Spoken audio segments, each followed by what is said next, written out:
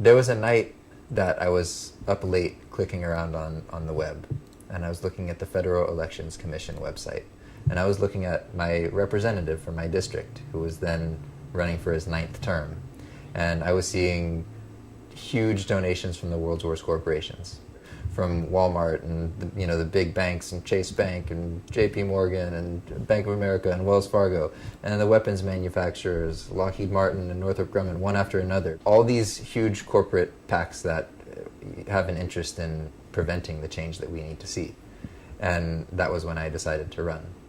If we want to have a healthcare system that works for everybody, we can't be electing a representative who's taking money from health insurance companies and big pharmaceutical companies. If we want peace, we can't be electing a representative who's taking money from the weapons manufacturers and the military-industrial complex. If we want to have an economic system that works for everybody, we can't be electing representatives who are taking money from too-big-to-fail banks. That's why it's so important to me not to be taking money from any of these big corporations or lobbyists, that it's a complete grassroots campaign, because we need to have representatives who are accountable to our communities and to our families. Good evening, everybody. That was a campaign ad for Nils Palsson. He's a candidate for California's 5th Congressional District. He ran in 2016. He's a Bernie Sanders supporter and delegate back then. And that was one of his videos. We're going to run another one later. He's got some good videos. I'm very excited to talk to Nils. Yeah, he's young. He's young. Marcus and I were talking about him. He's European looking, and he has a European name. So we've got some questions to ask him about security. But we'll get into that. First of all, Nils, thank you for joining us on We the People. Oh, my pleasure to be here. Thank you. Yeah, absolutely. Really excited to talk to you. But before we get into these security questions, I'd like to bring in Laura Livengood, who's going to tell us how to engage, because this is an engagement broadcast. Laura. It is indeed. This is an engagement broadcast, which means you who are watching live have the unique opportunity to ask questions of our guests. So if you have a burning question that is not answered by his website, please write question, all in caps, or tag me, and we will ask at some appropriate points during the show. Awesome. Thank you so much, Laura. You're welcome. Nils, so when I first saw that you were running, and I don't know who, I think you're the one who reached out to us, and then we went to your website. My first question was, who is this guy and where did he come from? Because you look very European and you look very happy. That's not standard these days in America. And I just want to make sure you're not a Russian spy, because that's a democratic thing these days. They want to make sure people aren't from Russia and spying. So are you a Russian spy? Da. I mean, no Russian spy. Thank you so much. I'm from San Francisco, California. I've lived in California most of my life. A little bit in New York, traveled the world, but not Russian as far as I know. Nils is a Swedish name. It is, and it's really cool, actually. And I just wanted everybody, I was joking around, but this guy's amazing. I want to read this here. Nils Palsson is a father, author, teacher, community organizer, and candidate for U.S. Congress based in Northern California. Serves as communications director for the Transition U.S., nonprofit national hub of the Global Transition Towns. I'm not familiar with that, so I'm waiting to ask about that. You teach anatomy, kinesiology, and other life sciences at the World School in San Francisco. I'm just going to keep going on because he's only 32. He's got a Master's of Fine Arts degree in writing and consciousness at the California Institute of Integral Studies. Before that, he got a Bachelor's of Arts degree in history and English. What are you going to do with those degrees in America? I mean, really? But still, amazingly smart guy. All sorts of things going on. You're only 32 and now you're running for office. Why? Why are you running for office? These are epic times. This is the calling right now. I mean, we've got to turn things around, and I mostly feel it as a dad. That's when things became more clear that right now is absolutely the time. We cannot wait. Okay, yeah, you're a dad. A very cute picture of your daughter there. And so you're saying the times are what is it like to be? I would be scared to death to be a father right now. Yeah, well, I mean, even if I wasn't a parent, and I'm sure you can relate to this, thinking about the world that the next generation is going to have, and then projecting forward, 7 generations and beyond, there are some real questions about whether the way things are going right now are really going to work out well for the generations to come. And I mean, I would assert that we really do need to turn things around in a very meaningful way, and we don't have time to wait for it. We got to do it now. Absolutely, and we can just lead right into climate change on that, because reading on your website, you were affected by the Valley Fire in 2015. Talk about that. What happened? Yes, sir. Well, I was living in Lake County in Northern California. Actually, it's another part of this very same district, California 5, that I live in now. And in 2015, this was weeks after initially deciding to run for Congress. And I traveled to DC and met with my congressman and decided that it was time to be the people's challenger in this race. And I came back, and it was just the summer of fire, September 15th. 2015, the Valley Fire in Lake County. It was the second most destructive wildfire in California history at the time, and it displaced thousands of people, including me.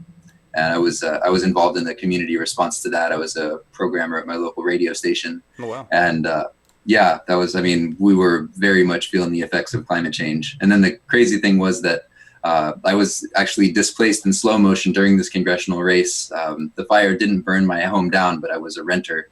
And the fire like glanced by and kind of kissed the building that I was living in. And my landlords got spooked, and they decided to sell the place. So I had to boogie. Oh, and I finished the 2016 primary without a proper home. You know, I was like couch surfing Papa. Wow. And I finally, after months, and this is the Bay Area housing crisis, I moved to Sonoma County, where my day job is at Transition US. I'll tell you about that later. And just after moving here, about a year after celebrating moving to Santa Rosa, this huge series of fires happened that probably most of our viewers saw about back in October.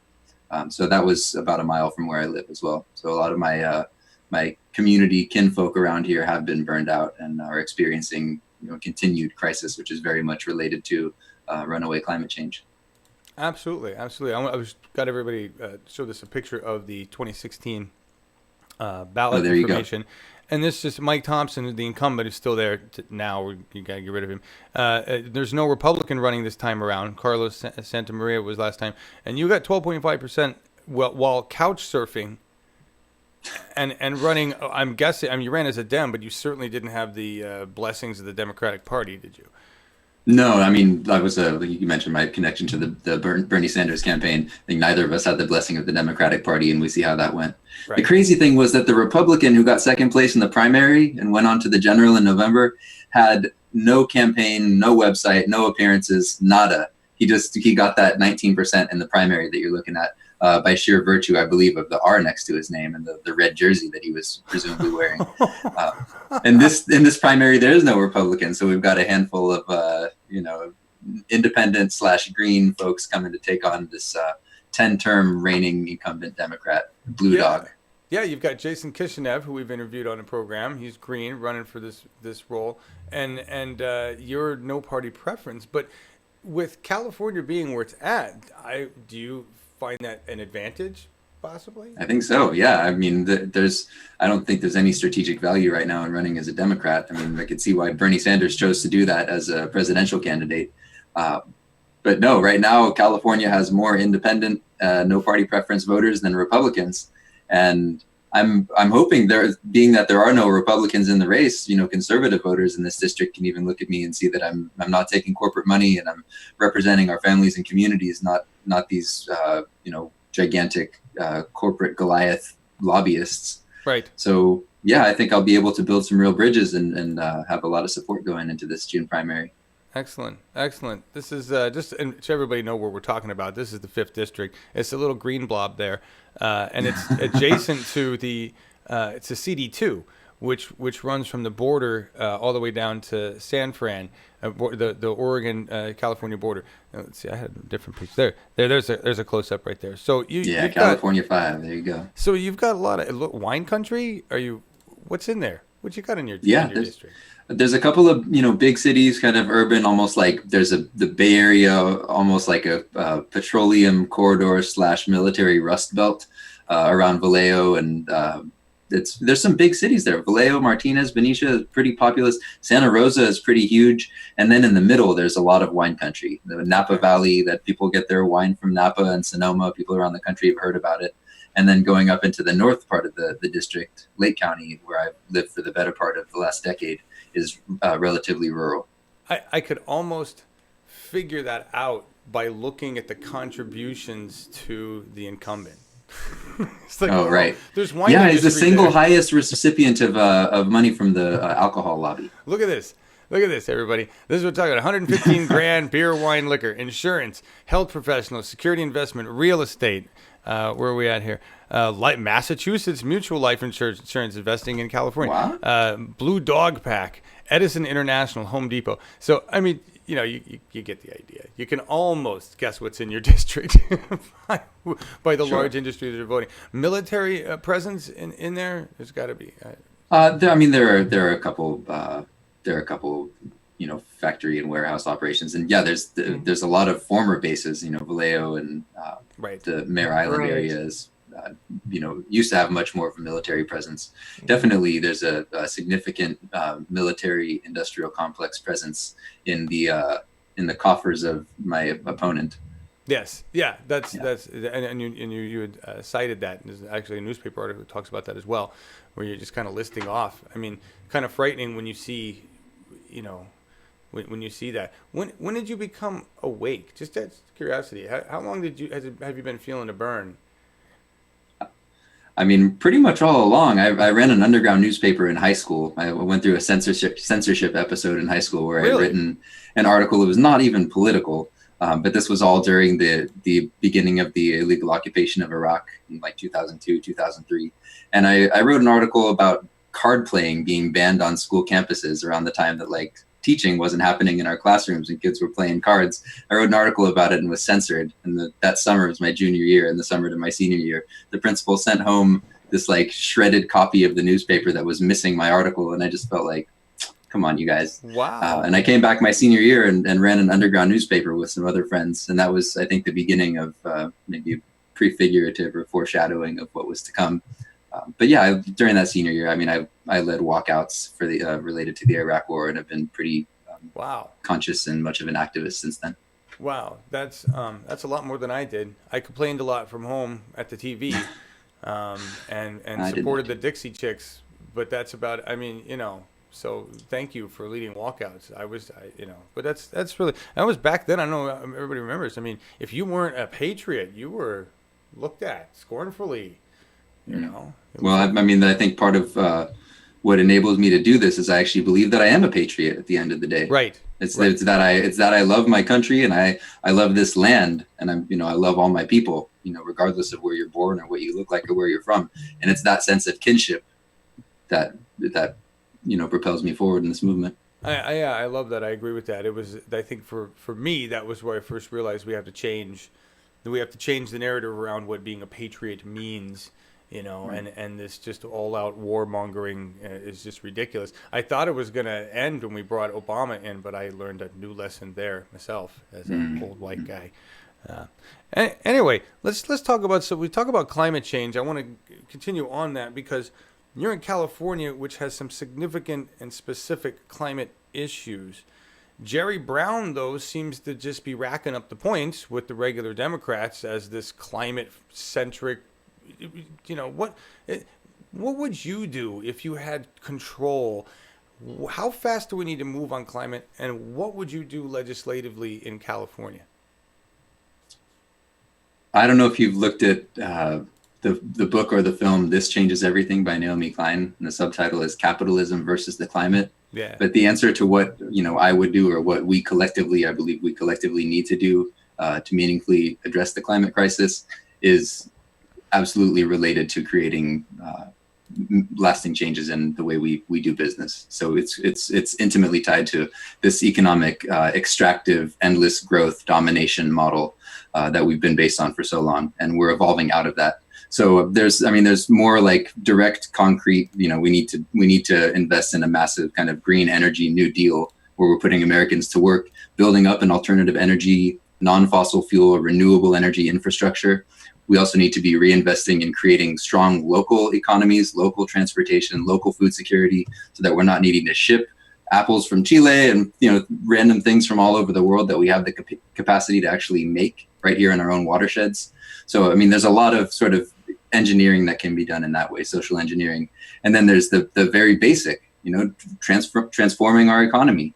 It needs to get out of this endless growth model of those with might being able to sort of conquer the rest of us, to sharing the wealth. Sharing. It's all about sharing a little bit better. And, by all means, we need to divest from fossil fuels and not be electing and re-electing. I see the graphic that you put up on there right now, not be electing and re-electing representatives who are taking money from the fossil fuel industry, like so many Republicans and Democrats are. Absolutely not doing that. I would also just say that we need to go beyond that. Yes to carbon tax, yes to rewarding industry that goes the way of renewables, and having sort of penalties for industries that go the way of toxicity and pollution, and on top of that, investing in local jobs, green jobs, local food, local energy, strong local economies in such a way that people aren't needing to ship things from far off just to sustain a way of living that's so far outside of sustainable. You probably have seen this. We have 5% of the world's population and account for going on 25% of the world's waste, carbon emissions, and that's not going to even work for people in our lifetime, let alone our children, our children's children, and moving on down the generations. So it's on us right now. They're going to look back at us this moment and either thank us or wonder why we didn't have the courage. And I'm hoping we can do things in such a way that they'll look to us and be grateful that we did have the courage to make this change. I hope so too. And I'm with you there. I think we have about 10 years to shift this thing around, or we're done. And I don't really think we're gonna we're in for so much damage that we haven't seen based on what we're seeing in weather, just in extreme weather right now. And I mean, you've got off fossil fuels, and there's so much of an infrastructure in California around fossil fuels. What do you replace that with? Do you think we can, or would you? Bernie Sanders just announced the Jobs for Everybody program. Would something like that be what you would go for to take, maybe move military and take away their guns, put a shovel in their hands, and put them to work that way? Oh yeah, you want to turn those swords into plowshares? Yes, yes, I do. I mean, really, you're talking about it, and for those who are maybe not too many viewers of this, but for those who are interested in maintaining, strong military might, well, America could still have plenty of a military without it consuming half of our discretionary budget. And yes, absolutely, there's no unemployment in nature, and there doesn't need to be unemployment here in America either. And if we just slightly shift around our resources in such a way that allows for more sharing, we can be getting people to work. And my first job out of college was as a solar energy consultant. Really? I got into this. So yeah, I mean, it was sort of one of those, Nice. Temporary, just to kind of, you asked me, what are you going to do with your history and English degree? That's what everybody asked me. I came back and I sold solar energy.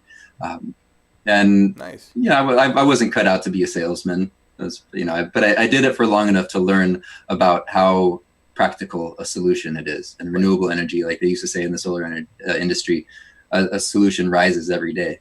It's like the sun's given us plenty of free energy. The wind has given us plenty of free energy. All we need to do is tap into it. I think there's a fossil fuel lobby that's afraid of that and working pretty tirelessly to see that we don't invest that way. But it's on us, again, as the people, to recognize the way that we need to go, and we need to start stepping in the right direction and lead ourselves together in that direction. Absolutely. I think my favorite part of that is that 10 years ago, everything that you were reading in economy-wise was saying solar is too expensive, the renewable energy is too expensive, we don't have the technology, the batteries aren't good enough. And in 10 years, we've conquered all of those issues. Right? Yeah, the price per watt, has become very, very practical. Yep. And we've gotten over the squirrel curve. We've got battery backup to deal with power for peak hours. All of that stuff, right? That they said was never going to happen, and here it is. It's kind of like going. And it's going to take energy. It's going to take labor and work to get the whole infrastructure dialed in. But that's where we start in permaculture, which we could talk about later. We talk about stacking functions and accomplishing multiple goals with single actions. And by doing this sort of green energy New Deal, we're actually also getting America back to work, which is what so many people are thirsty for, especially in places like Vallejo, in my district where I was today. And there's a lot of underemployment throughout our district, and folks are hungry for jobs. People want to be working. Right. People want to be working, and I think if you could take a fossil fuel worker and give them a job in solar energy that paid a living wage. I don't know if we can pay equivocal wages of what some of these people are making in the fossil fuel industry, but seriously. That's what needs to happen, right? But you're a burner. I can go down the list on all your bullet points. We're really talking about more of an overall holistic approach to everything right here. I want to get into that, but before I do, I want to ask Laura Livengood if there's any questions. No, everybody's just kicking back. Not yet, but if anybody, I posted your issues page and which lists things out pretty nicely. So, but I'm sure, especially as we get to the end of the hour, people will be piping up. Yeah, Great. Agreed. All right, so we're gonna shift to what I think, to me, this is one of the root problems here with all of America, and that is education. Because if you don't have a populace that grasps what can be done, how are you going to get it done? So what do you feel? How do you feel about education for everybody and making it free? Socialist. What do you think we should do for education, California? Yeah, I mean, I feel like the answer was almost in the question. It was. But I mean, and you see, you just talked about my issues page. I mean, doing something about education is number one. And I think it's not a coincidence or even necessarily a mistake that we've seen an electorate that's become increasingly disenfranchised and increasingly dumbed down in so many ways. And we've become passive consumers instead of active co-creators. And we need to begin or continue swinging things in the other direction. Part of that is meaningfully funding public education. And, I'm a product of California public schools, and I taught history in rural California public schools, which often felt like I was teaching in a developing country. Wow.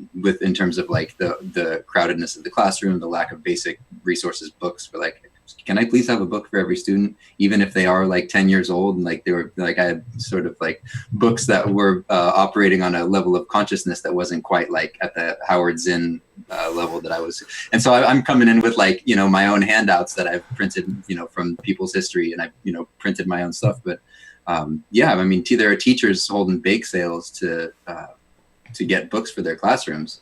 And you've like the old T-shirt says, like, wouldn't it be great if the military had to hold bake sales to buy a new bomber? And we had plenty of books in our classrooms.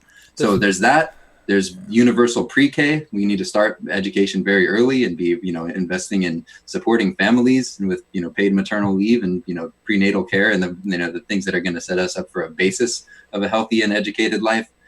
This all ties in with living wages for everybody, so parents can be there for their kids, and we can have every household with the nourishment and nutrition and family togetherness that it needs.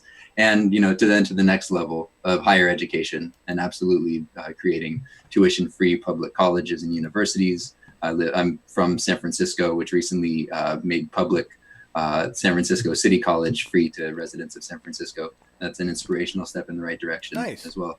So we can be doing that on a national scale. And again, that doesn't prevent us from having private schools where, sure, send your kid to, I went to NYU, I know, send your kid to private schools, go for it. And if you don't have the money to go to a private school, if you don't want to take out the loans to go to a private school, well, guess what?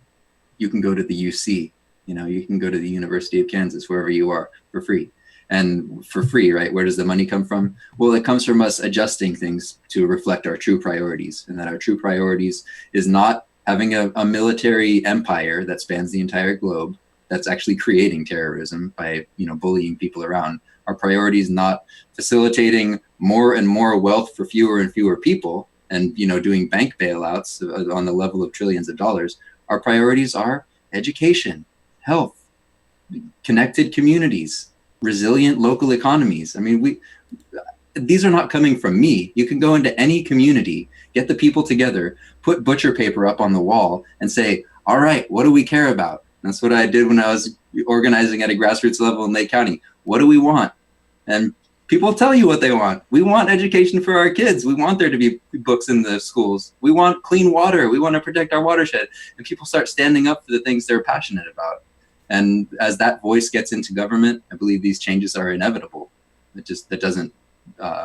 We still have the work to do right now. So that's why we're here. I know that's why I'm here, and I believe that's why y'all are here right now as well. That's what we're trying to do. It certainly seems difficult and discouraging after last night. Things like last night, we didn't really show real well in some tough places. But I think I think every candidate that runs, whether they win or lose, is now seasoned to do better in their next role, right? I mean, do you feel now you're running this time, even though you entered late, that you know more, you have more experience about what to get done than you did the first time? Totally. I mean, yeah, and you know what you said about last night. I'm sure you caught the byline out there that 17 out of 20 female congressional candidates got elected. Yeah. Like, that was a little bit of encouraging good news. That was actually, yeah. But yeah, I believe that if we stand up and stand in our integrity, and if we do, you know, if we each do what we feel is right, and we're all going to be guided to contribute in a slightly different way, and we're going to, you know, like the blind men, you know, feeling the different parts of the elephant, we're all going to have like a different interpretation of what the next right thing is. But if we each do that, we can't go wrong. And so by all means, I'm learning a lot, and I'm on my quest and doing what I believe is the right thing for me to do right now. Well, good. I'm glad you're there, and you certainly have the right attitude for it. As running is the hardest thing to do, and so thank you for doing it again. And I want to say, just to talk about optimism, I think we could have the largest military in the world practice regime change everywhere and still do all the things you and I want to do, because we are so wealthy. I mean, not that you and I want to do that, but you know, we have enough resources. We could do it all. You know, Yeah. Why not please both camps? Anyway. I don't know. I don't think I would be pleased if we were practicing regime change all around the world. So I guess that would be the next thing that I would need to be, you know, the next step that I would need to be taking. All right, we got food in the bellies, we got jobs and healthcare and education, but you guys, we still need to end this empire like pronto. I would hope that once we got all those other things taken care of, the citizens would be done with the warring. I'm going to guess. I hope. I mean, that's what we see with an educated society, right? Or that's what we're trying to reach. Let's continue on with society and talk about doing things for them. Ending systemic racism and mass incarceration. I stand in solidarity with all oppressed people. Every day you and I see another incidence of either police brutality, racism, ICE doing something horrid. This country's, in my view, at 48, this country looks a hell of a lot like a developing Nazi Germany. What do you think? How do we fix our justice system? I'm just going to go there. 100 words or less. No, just kidding. Okay. We need to create a justice system that's based on restorative principles instead of punitive principles. Yay, what I love mean those by that. words. Yeah, what I mean by that at a very basic level is two wrongs don't make a right. People aren't bad. The crimes that are happening out there, a lot of them don't need to be crimes to begin with. Like when we're talking about mostly black men or people of color who are locked up for having like a small amount of cannabis. All of that, absolutely, we need to remove cannabis from the Federal Controlled Substances Act, and right away. And just some of those very basic things will create a less flooded criminal justice punishment system. And rather than punishing people and locking them up and wasting precious resources on maintaining this punitive system, I've probably gone over 100 words.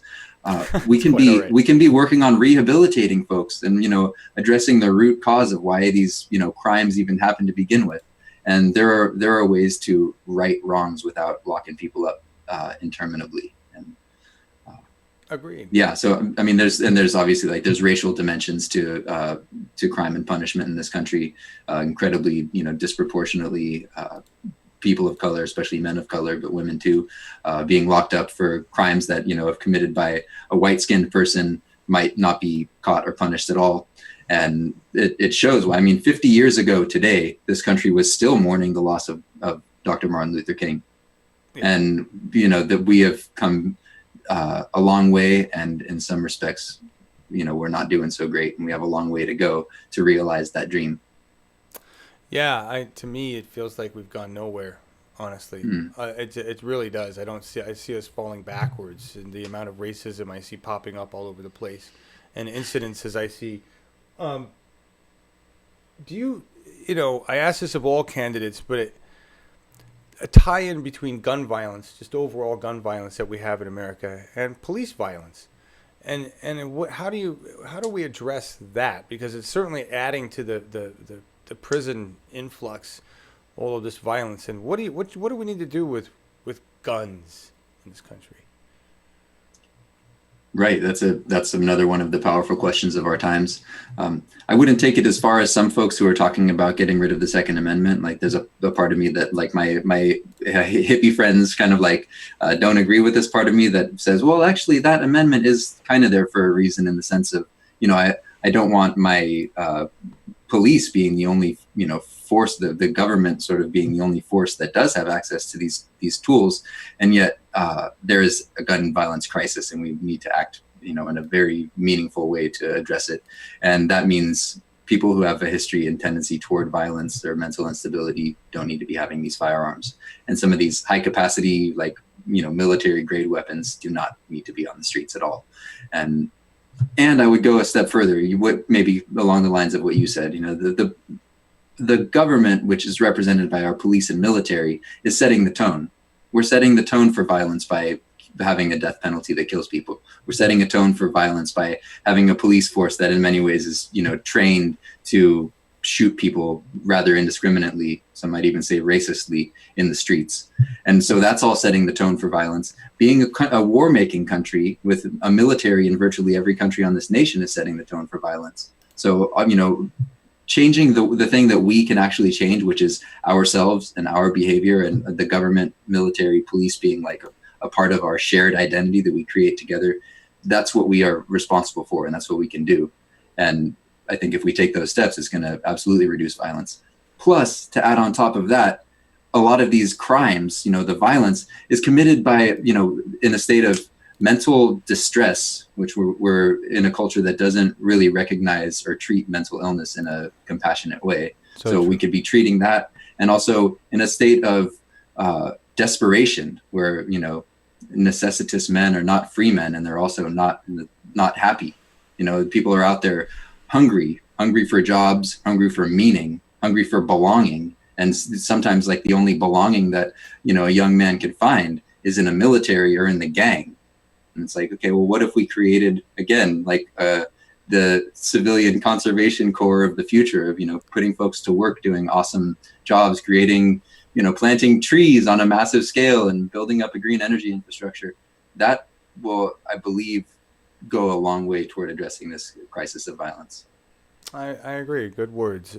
I don't think, if you look at some other nations, especially over there in Europe, a lot of their cops don't even carry guns. Yeah. Right? They're trained to deal with situations without them. It's an amazing concept. Canada, we just saw a situation where a shooter was trying to die suicide by cop, and a cop refused to do that and talked him down. And it was like, how fast that guy would have been dead, except he was white, so they probably would have talked him down here too. A quote from your website, I love this. I just was reading bullet points. All of this really just requires better sharing. Pretty much sums up the idea of democratic socialism, right? We're coming from, and it's kind of like, when we discuss racism and the legacy of slavery, and, we have our modern day sensibilities. That's like, obviously, slavery is obviously an atrocity. We would never think of doing that nowadays. And, expressing racist sentiments, like, yeah, sure, maybe that's done by our president and maybe that's done by some other, extremists, but most like conscious and thinking people would never, assert racist comments. Well, that's in the past, they operated on a different level of consciousness. And so we're seeing a similar thing with this sharing thing, is that in the past, the level of consciousness was, this is mine, that you can't take this. They're trying to get what's mine, separate, put up my fences, get my walls, get a gun. And that is not the way of thinking of the future. The way of thinking in this new paradigm that we're building into is based on the common good and sharing. And you could label it whatever you want. The only thing that I object to about democratic socialism is the fact that those words turn people off and scare them and make them run away.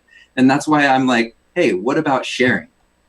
What's a funny thing is you said I got my, history of like writing and studying English. I'm a language geek, and the word socialist, the word socialist, I like to look at the etymology, like the roots of words. Right. And the word socialism comes from the Proto-Indo-European root that, obviously socius, like social, like sharing, like social friends. And also, but the root sequa, S-E-Q, which is like sequel or sequence.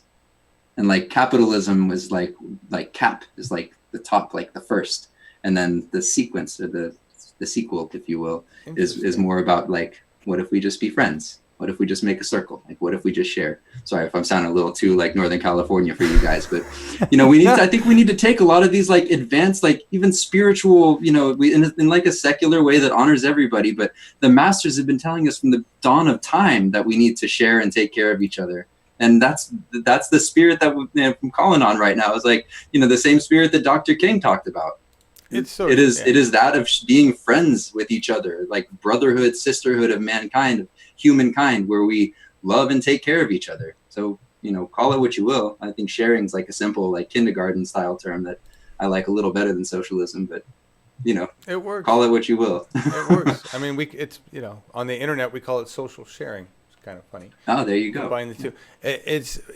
And you're absolutely right. I think the spirituality, or whatever you want to call it, the just of being together as one species, really. I think somehow we ended up taking that and perverting it into religion, or perverting it into some kind of control mechanism of other things, in my view. And it's easy to say, oh, that's just woo-woo talk. But the truth of the matter is that we know we need to make a unity of our species, or else we're not going to survive what we've done to the planet, right? Right. Yeah. I mean, some of us, and hopefully more and more of us, do know that. I remember after the Valley Fire, which we talked about earlier, there was a rancher that I spoke with who had 180 head of cattle, and like the man and his wife had to flee the house before it burned down, and they left. Man. And the cows survived by getting in the pond. Really? Because water is life. And then when he finally got to go, they opened the roads 3 days later for him to go feed his cows. And, he said normally the cows are like, the big ones are knocking the little ones out of the way. Like the sort of alphas are like knocking the little runts out of the way.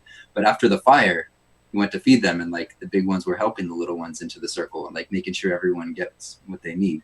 And it's like, in these moments of crisis, the best comes out of us. I've noticed that in our, various crises that we've had here in community, is that it actually calls on the best of us. So maybe that's what'll be happening more and more as we face these climate related catastrophes. And, even as the economic times make more and more of us feel like, we're struggling in a housing crisis, struggling in an economy that's not working, maybe we'll band together because of that.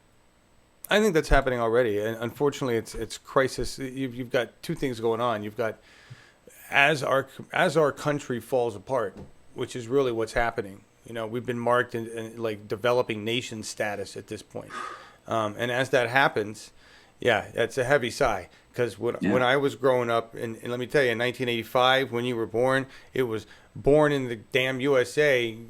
We were awesome. Top Gun was, the big thing, and we were the badasses of the universe, and I was very proud of that. Right. And today I realized we were the assholes of the universe. I'm like, geez, that wasn't the USA that I was given as a 15-year-old kid. Right. We're shifting the way this country is. We have to do that. We're changing the paradigm on it. Oh, Laura Livengood has a question from the audience. Good. Hello. It's so responsive. Yeah. Wave my hand. I know. Jeffrey had a question for you, Nils. How would you address fraud in the electorate and eliminating the delegates? There you go. In the middle. Sorry, got that. Sure. So fraud in the electorate, I guess that's not the version that's proclaiming that like more than one people are voting more than once. No. You're talking about the electoral college system. Election fraud, not voter fraud. Right. Right. I believe in there are a lot of things that we need to do to reclaim and restore our democracy, and maybe that's not quite what you're asking me, but things like same-day voter registration or automatic even voter registration. But as far as like reducing fraud, it's going to take, unfortunately, a constitutional amendment to eliminate the electoral college. But I do believe that's where we're going someday. And in the meantime, probably ditto for the superdelegate thing, where I noticed in this part of California where I live, having been an elected delegate for Bernie and being in a place that seemed like this is Bernie country, people were overwhelmingly supporting Bernie. I still go out there and see Bernie bumper stickers all over every car. I don't see any Hillary bumper stickers, hardly ever. And my representative, a superdelegate for Hillary, ended up going and throwing that support behind Hillary Clinton. So my answer is that if the question is, do I recognize that the superdelegate system is corrupt? Yes. And am I part of the coalition that's going to stand up vocally and change that? Yes. It's going to take a brand new Congress. It's going to take people like me and you in districts all around the country getting elected to office so that we're not being, represented by these corporate lobbyist servants. But when we have this brand new Congress, we'll get this more democratic system that I think this question is asking us for. Yes. And in the meantime, it's going to take, even if just a handful of us get in there on this go around, whoever gets in there, we got to hold it down. We got to be vocal. We've got to use the, even if the whole Congress isn't ready to go the way of these progressive ideas, we need to use media access and be elevating the conversation. Right. Lead the way. Show us how it's done. Well, people will follow you. Yeah. And also, take the lead from the community. I mean, there are community organizers and activists, maybe even the person who posed that question, that are sitting on some awesome solutions. And the good representatives got to have the door open and the ears open for these solutions from the community, because they're there. Right. Well said. And just to remind everybody, you can change this at the lowest level, because you can make sure the integrity of an election is there for your county, for your state, for your city, right? So it's different stuff. Right. I mean, and paper ballots too. I mean, it's hard to say right now with the emphasis on electronic voting, and say what you will about Brexit, the way they did the vote was right. They counted every single vote in public view transparently, and people from every neighborhood were gathered around in their local town halls watching the votes get counted. And so there's no way to hide. It's all happening right there in front of you. Yeah. This is Molly's vote. There it is. It's on the table. Here it is. 25-24. So, we need to have a paper trail, even if we go increasingly digital. There's got to be clear paper trail. So true. Other questions, Laura? Nope, that's it for right now. All right. Feel free to keep them coming, you guys. Loving the questions. Well, I was going to transition. Schulte 100 put a comment here that said our military is our largest socialist organization, which is true. That so true. And it made me think, what we're really asking for is socialized healthcare, and they're like, no, you get a military, and that I was trying to segue into healthcare. I don't generally run more than one video from a campaign, but this is your video on healthcare, dignity for all, and it's about your dad, and I wanted to run it because it really touched me. So proceed. I'm a father. I have a daughter who's 5 years old. I grew up in Pacifica, California. Went to public school. Both of my parents worked. My father was very encouraging. He wanted me to live my purpose. This is a picture of my father from before I was born. We loved to go camping together and spend time outdoors. He was diagnosed with lung cancer. But this is the last picture of me and my dad together. It's my dad in the center. He lost a lot of his hair during the first rounds of chemotherapy, and I shaved my head in solidarity with him. The angel of death has a way of helping kind of remind us about what's most important of life. Honestly, I didn't know what was coming. I had no idea what chemo even meant at that time. There's a lot of uncertainty. We would be getting bills in the mail for $100,000, $200,000. He died in debt. With all these medical bills that came through, they ended up foreclosing the house after he passed away. I mean, we needed to do what we needed to do to keep Dad healthy. We had to find alternative treatments because some of the best ones that the doctors recommended we were not insured for and we couldn't pay for. That felt really dehumanizing and unfair.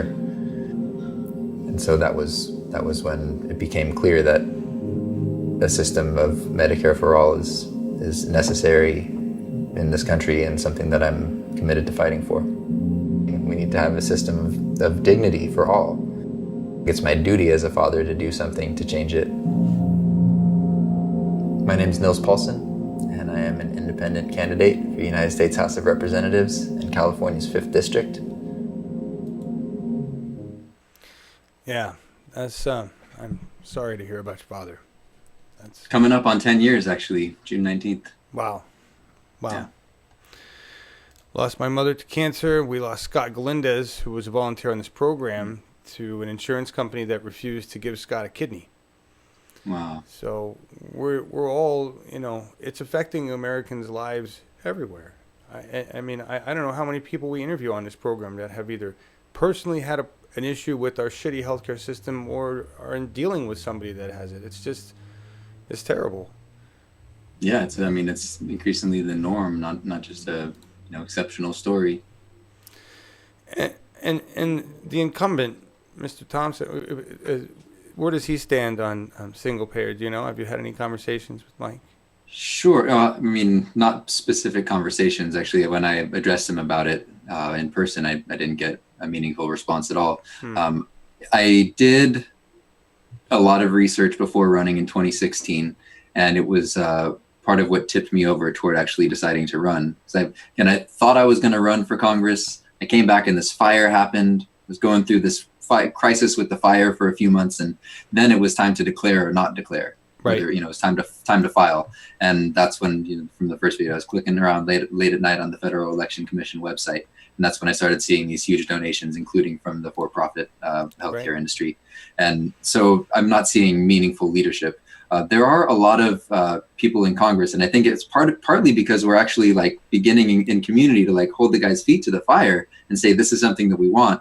I believe he has signed on for HR 676, the John Conyers. That surprised me recently. I saw that because until recently he had not been. So I think he signed on for that. I wonder if it's because he's got all this, sort of challenge coming from the progressive side. But there's a difference also between signing on to something and being a leader on something. Right. So, actually standing up and vocally supporting something. That's what I'm talking about doing for this healthcare conversation is we need to be acting right now. It was the film Sicko came out almost 11 years ago. Wow. When Michael Moore went around the world and went to Cuba, and it's top quality healthcare system in Cuba and all over Europe. And okay, we know by now. We know. And the political will is there too. Look at any Pew Research, Gallup poll, 70-80% of Americans are ready for this. Yeah. Well, it's time. Yeah, we're ready for it. But like you said, we've got people in power that we need to remove they're not interested. They're well aware of what we want, right? Well, and what we want is progress. Right. And progress. And when our representatives become an obstacle to the progress that the common goals that we all share and can articulate, when they become obstacles, it's clear that we need to remove them. Yeah. It absolutely, it's all it's going to take, and I say this to you because this is your second time running, and I hope, regardless of what happens, that you run again, is it's going to take the same thing that Mike Thompson has, which is name recognition and a network, right?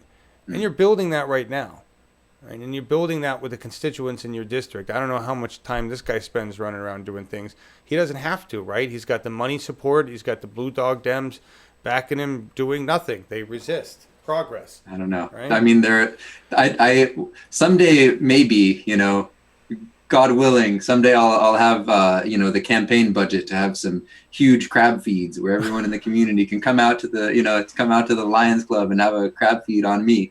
But right now, I'm knocking on doors and doing community radio interviews and going to farmers markets and, encouraging people to write letters to the editor. And I'm also, reaching out into the online community, both within my district and also outside of the district, this national network of Bernie-crats and, people who are on board with this progressive change and saying, jump on in, Bernie style, $27 at a time. That's how we're going to challenge these, $10,000 donations from Walmart and Bank of America and Verizon and all those other clowns that we don't want running our government. Right. And I think it's reminding everybody what Mike actually says and what he does, because it's very easy to say, oh, I'll sign on to that, but not actually be the person championing that legislation. And then that's kind of the difference we're looking at here. You're interested in championing the legislation. And just so that everybody knows, the incumbent, I just want to show everybody, this is from 2017, but he basically is a sounding board for Pelosi. And the Democrats have a better deal. He's a standard establishment corporate Democrat. We're not going to get anywhere with Mike Thompson. We need to put some progress, as Neil said, into District 5. So Very excited about that. Where are you at with on the ground working with people? What are you hearing from your constituents as their number one issue in your district? Affordable housing. Really? I mean, there's a lot, jobs, but I mean, there's an extreme housing crisis here in the Bay Area, and I feel like at least right here in Santa Rosa, where I live, and particularly after the fire. But Sonoma County rent is going up. There's a lot of like local struggles. Rent control is being proposed and squashed, and there's people coming together around that. But even when I go to the other side of the Bay and Vallejo and Benicia, affordable housing is on people's minds in a huge way. Education, healthcare, those are big for folks. Yeah. Right. And we covered the others. Affordable housing, of course. I didn't even think about that, but especially in California right now, that's ridiculous. Didn't Jerry Brown just create a big surplus in California? How would you resolve affordable housing issues? Well, I mean, right, you mentioned California, and there are people coming together to create rent control on municipal and county levels, and by all means, like continuing to support that is big.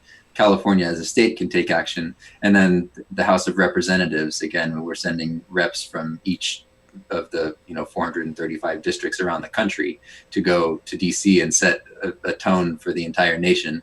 And maybe in other places they're not experiencing a housing crisis quite on the level of here in the Bay Area, but I believe that in this new deal that we're creating in this movement, housing is a part of it. And you can go all the way back to FDR and seeing evidence of a conversation around housing being a fundamental right, and a roof over every head, actual human rights, actual needs met. Yes, a roof over every head. There's nothing that's stopping us from doing that. Again, when we do have this military empire, when we do have bank bailouts that are worth trillions of dollars, we absolutely have. And when we're incarcerating people on levels unheard of and unseen anywhere else outside this country, around the world, when we're doing all of that, we absolutely have the resources to be supporting a roof over every head. And that includes jobs with justice for all people who want them. It's hard not to just make it all comprehensive, because that's really it is. That's the thing, right? Everything's connected. It's an interconnected web. You tug on one string here and something moves over here. It is, and it's national. It's not just California. It's not just your district. It's a national thing. 44% of people don't have homes. They're working and they don't have a house. That's ridiculous. Twice as many Americans can't afford it. If something unexpected happens that's going to cost $400, most Americans don't have like that $400 cushion in their bank account. And honestly, I'm one of them. Me too. Yeah. I'm right there with you as an individual. This is what we're working on. It's not. This is the progressive movement right here. You're a working dad who's trying to change things in your district, running against big money, and I'm a dude running an independent network out of my garage. That is what we are. And the work's too important not to do it. I mean, if the solution was just to get ours, just like, again, the old way of doing things, like, all right, well, things are messed up, so I'm going to get some property and get a big old house for me and mine, and I'm going to, get a bunch of bottles of water. Well, no, we're all sharing aquifers. We're all sharing watersheds. Right. We're sharing air, and we're sharing a planet. We need to be managing and stewarding the resources on this planet, because they're not ours. In fact, they weren't even given to us by our parents. They're actually being loaned to us by our children and our children's children. So, yeah. I mean, we need to be conscious stewards of all of this, and it's not going to work just for each person to, get mine while the rest suffer. We're in this together, in the sense that that. Yeah, and then that goes back to education and basic needs and Maslow's hierarchy. And oh my God, we're there. But we have people like you who are highly educated and passionate about getting into government, and I am very thankful that you are doing that. Thank you for running those. We're running out of time here, Laura Livengood. I just want to see if we got any questions. No questions? No, we do not. Although you are resonating with our folks in chat very nicely, and God, we're so glad to have you on. Yes. I dig that. And after the show, I'm going to jump on that. I know there's a Facebook group that's like an after chat thing. I'll hang out there for a while in case people have any live questions. Oh, cool. You guys, most people that are in chat will probably the people that will be over there. So you heard them. There you go. Great. We'll see them over there. And those will be over there. Nils, where are you going to be next? Where are you going, and how can people get in touch with you? How can they help you? Great. I mean, any way that you wish, and from each according to his ability. There's some folks out there who might feel inclined to donate $27. Awesome. There are some people out there who might feel inclined to give us some social shares and, put this up on your page, share it with some, Bernie groups. Follow this, join the team. You can go, great, I see it up on the screen right now. NilsForCongress.com is a sort of good home base for all of this. There's a volunteer sign up link, so you can sign up to be, even if you live in Delaware, you can be a social media ninja and share this out. Absolutely. Also, we're getting out the vote, so we're less than 4 weeks until go time right now for the June 5th primary. So I've got a lot of events. You can go to my website, nilsforcongress.com/events, and you can see a bunch of the events that I have planned. So folks are in the district, you want to come, do a farmer's market with me, help reach some people, or, I've got a lot of events coming up, event at an art gallery and an event at a farm, and there's a bunch of cool opportunities to get involved. And then there's days that I'm going to be ingloriously knocking on doors and making phone calls, and people can join me for that too. So you guys help. That's always, it's hard to do that by yourself. You want a bunch of people to go around and do that with. So absolutely. But that's what you got to do. The more hands you shake, right? That's right. Well, we've got to be willing to endure the monotony of success. And that's sometimes just doing a bunch of thankless work. I know you guys are doing a lot of, a lot of work to keep the movement going too. So, it takes all kinds. So thank you for being that independent media. I really honor you for doing this. Thanks so much. We're just here for the ratings, man. Yeah. 6-figure checks. Our vast viewership. I just posted your Take Action page on the chat as well. Oh, thank you. Excellent. Awesome. Thank you so much for being on, Nils. I'm encouraged by the fact that you're running. You've got a lot of energy, and you've got a lot of intelligence, and I think we need to bring some intelligence back to our government leadership. You picked Frederica Stahl, Tomorrow. This was your outro song. Tell us why. Okay, great. And we didn't get to talk too much, maybe that'll be for the sequel, but about transition and my job as a grassroots community organizer. Yeah. But I've been working in community to build local resilience in a sort of nonpartisan way around creating local food security and vibrant, robust local food systems, strong local economies and communities where people are patched together and know each other and have skills, local energy infrastructure. Again, like in a sort of not in a way that doesn't rely on big government or big business at all. We're just getting together, doing, reskilling fairs and community mapping at a local level. So that's the Transition Towns movement. It's happening all around the world. And I work at the national hub of Transition US, which is a 501c3 nonprofit. The hub is right here in Sonoma County, but we've got 160 plus transition towns around the country, and it's going on around the world. I've been to the International Transition Conference, and people have on the ground awesome solutions for building a resilient regenerative system that works for everybody. So this tune is actually from a movie. It won the French French Academy Award.